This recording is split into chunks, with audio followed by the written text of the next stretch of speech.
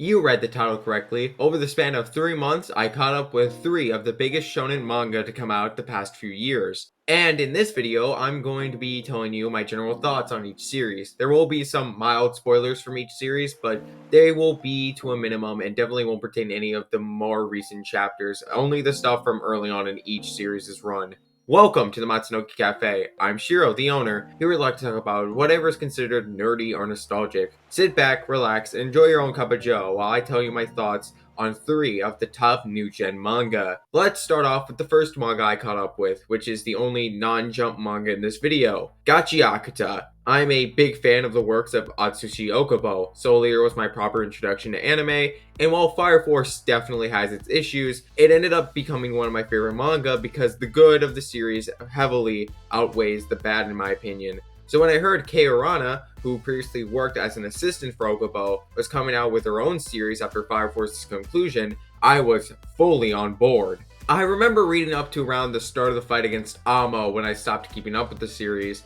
It wasn't that my interest was waning or anything like that. I enjoyed every chapter, but I was getting busy around the time for like the next year or so, which resulted in me not keeping up with the weekly releases of any shonen manga aside from MHA and JJK. When Fire Force Season 3 finally got announced, I sat down and started binging Gachiakuta.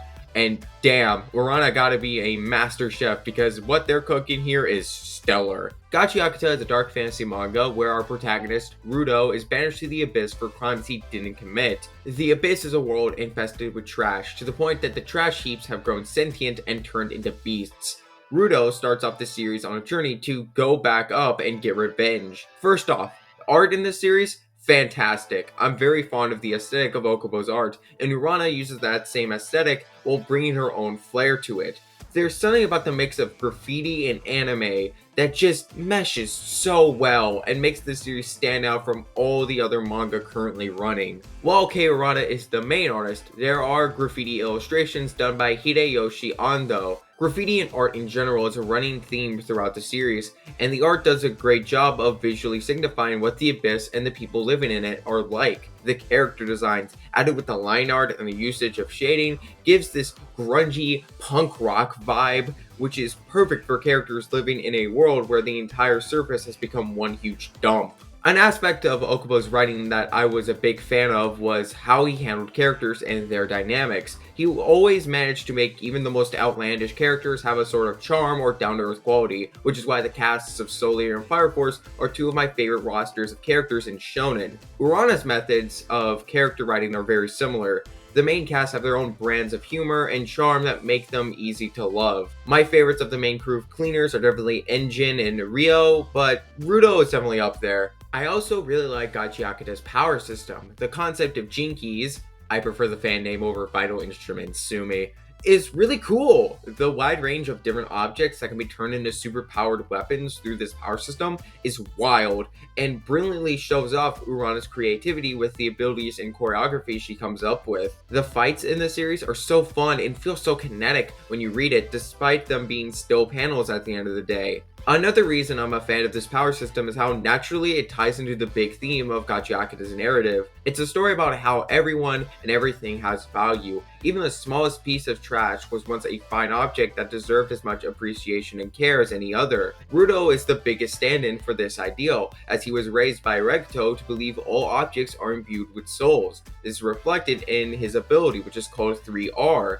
His whole deal is to reduce, reuse, and recycle trash that was thrown away, using them to the fullest. In the world of Gachiakuta, the more you cherish an object, the more powerful it becomes.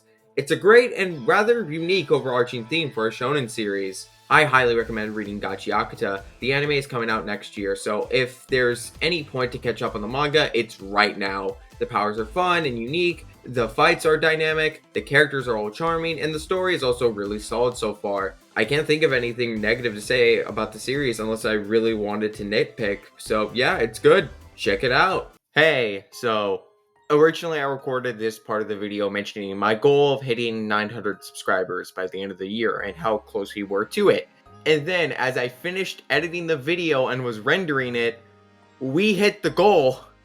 What in the actual, it hadn't even been 2 weeks since we hit 800. You guys are insane. Thank you all so much for the support. It truly means a lot to me. I know I say it a lot, but it's true. Since we still have a good chunk of December left, I'm setting a new goal of 1,000 subscribers before the end of 2024. So please, sub to the channel, share my content around. Let's see if we can hit that milestone. And by the way, I'll do a proper celebration of us hitting this milestone in March for my channel's 3rd anniversary. So sit tight for that. Alright, back to the video. Now, for Dandadan, I want to sum up my initial impressions of the series back in 2021 with the following skit. Enjoy. Okay, done with classes for today. Let me open up Twitter and... Oh, a new Jump Plus manga dropped on Viz? Dan? Well, let me give it a shot. Alright, that was pretty meh, honestly. It's not horrible, it just hasn't hooked me right off the bat. I can respect a very out there premise like this, and I have hopes it will improve with later chapters. I don't know if I want to keep up with it for right now. I just got burnt on Phantom Seer's cancellation, plus Time Paradox Ghost Rider got axed not too long ago. I just don't feel like getting invested in a new manga right now. I'll give it some time. If it's still running in like a year from now, I'll give it a second shot. Dandadan, the Jump Plus manga pinned by Yukinobu Tatsu. I decided to hold off on Dandadan to see if it would make it past potential cancellation. Then I nearly forgot Dandadan existed until earlier this year when the trailer for the anime dropped. Oops. When the anime's official release was just around the corner, we don't talk about the leaked episodes. I decided there was no better time to pick Dandadan back up. The series was on a brief break when I started reading in August, and it only took me 5 days to catch up. I expected to like Dandadan, but I sure as hell didn't expect to become such a big fan of it as quickly as I did. The biggest issue with Dandadan is its opening arc. Again, those early chapters are not outright terrible, but you can definitely feel the struggle of trying to set everything up with a series as batshit insane as this one. Thankfully, after Turbo Granny and the giant crab yokai are defeated, the quality improves tenfold. Anyone who was turned off by the first chapter or episode of Dandadan, I promise it gets way less horny pretty quickly, so just stick with it a little longer. Dandadan has two main leads, the occult-obsessed Ken Takakura, though he's mostly referred to by his nickname Okuran, and the spiritually attuned Momo Ayase. These two start off as polar opposites in personalities, but after making a bet with each other, they would end up discovering both yokai and aliens exist and attain supernatural powers that same night. Over the course of the series, we watch these two grow closer as they accrue more allies from all sides of the paranormal. When I said this series is batshit insane, I meant it 1,000%, dude. All of the spirits and cryptids featured in the series are based on real-life urban legends. The acrobatic Silky, the Tsuchinoko, the motherfucker who repels Fizz, everybody's here. That's just the tip of the iceberg in terms of the level of off-the-charts weirdness this series gets into, yet somehow that makes it feel so fresh. Tatsu used to be an assistant for none other than Fujimoto, the mangaka behind Chainsaw Man, and I have similar praise for that series as I do for Dandadan. While Dandadan arguably fits into the general shonen mold more than Chainsaw Man does, both series are great at utilizing their weird elements to tell a captivating story where you have next to no idea what will happen next.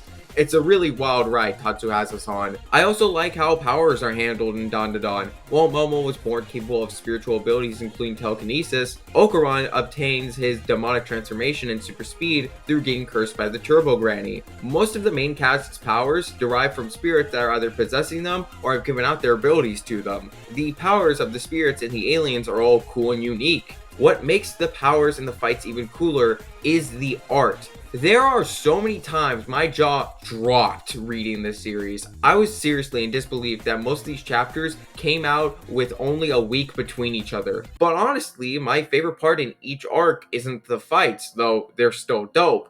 It's usually the ending of each arc where the group sits around and eats dinner together. The increasing number of characters and the double spreads of this found family is always heartwarming to see after a crazy battle. Another aspect of Dandadan that I really like is the growing bond between the main leads, Okuran and Momo. Behind all the action and crazy paranormal events, at its core, Dandadan is a love story. Watching these two opposites develop alongside each other and realize their growing feelings for one another is genuinely sweet to see unfold. Plus, the first two major allies they recruit, Ira and Gigi, are love rivals for Momo and Okuran respectively. Unlike a lot of other shonen where the romance is very much on the back burner, the romance in Dandadan is a primary focus of its narrative, and it makes the series so compelling to go through. Despite a pretty lackluster start in my opinion, Dandadan really picked up and I blitzed through it. I enjoyed my time reading it a ton, and I think you will too. And now on to the final manga of the video, as well as the shortest series of the three, Kagurabachi. The brainchild of Takeru Hokazono, Kagurabachi has run in Shonen Jump for a little over a year now, so safe to say it's safe from cancellation. I caught up to it in August, not long after I finished Dandadan, so I had less than 50 chapters to read. But damn!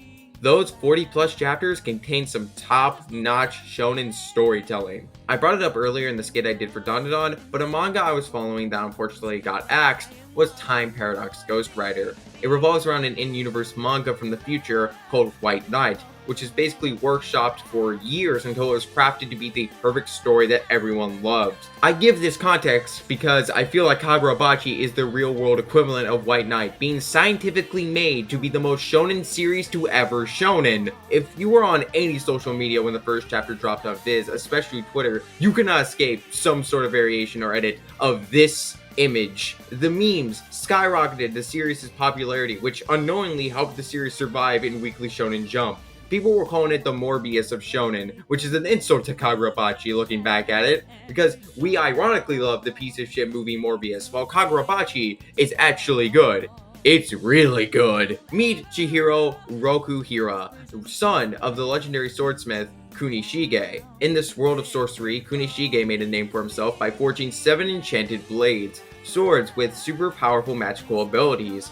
Unfortunately, he would be killed by people who stole 6 of the 7 enchanted blades. 3 years later, Chihiro, with a cool X-shaped scar on his face, wields the 7th blade, N10, in a quest for revenge. Despite what the first chapter may lead you to believe, Chihiro is not a total uncaring edgelord. He's more of a stoic protector, as he values the lives of people over the enchanted swords. We see this as soon as chapter 3 with the introduction of Char, becoming a little sister figure for Chihiro, who he looks after and tries his best to keep her safe. The first arc of Kagurabachi is up there as one of the best introductory arcs in shonen. It's well paced, really compelling, managing to have some pretty cool fights while also giving out a decent level of exposition that feels natural and not shoehorned in. The antagonist of this first arc, Sojo, is really interesting. I love how he plays up Chihiro and challenges his beliefs. And the great momentum of the series keeps up throughout the entirety of the next arc. We get further establishment of the different power systems and weapon types that will be present throughout the series going forward. It's also during this arc we meet more characters who have become beloved in the fandom. Heck, my favorite character was introduced in the second arc. If that's not enough, Hokazono's art and paneling is superb. The way sorcery and other powers are drawn and how chaotic the combat gets in Kagurabachi, it's such a nice touch. And art in the series goes so hard, so often, it's crazy. There are a multitude of panels in this series, especially some of the double spreads that are just burned into my mind because of how good they look. It just has this cinematic feel that I can't help but love. Kagurabachi has only been running for a year now, so there aren't any egregious issues that I could point out. It's managed to keep up a very solid level of quality from beginning to end, and that alone has me hyped to see where the next arc goes. I am very much looking forward to how the series will progress from here. No joke, Kagurabachi feels like the saving grace of Shonen Jump right now. With MHA and JJK over and One Piece about to end in the near future, Kagurabachi is about to carry this whole magazine on its shoulders. And also Undead Unluck, maybe, I haven't read that one yet, let me know in the comments if I should catch up on that one next. All 3 of these newer manga are ones I enjoyed a lot while binging, and I'm excited to keep up with each of these week to week. They're all good examples of how the world of shonen has evolved and will keep evolving for generations to come. I look forward to experiencing each new chapter with everyone else now. Many thanks for watching until the end of the video. If you enjoyed your time here, let me know by liking the video and subscribing to my channel. Currently, a very small percentage of my viewers are subscribed to me, and as a smaller content creator, every subscription and interaction with my channel really helps. Until the next video, stay safe out there everyone. Bye bye!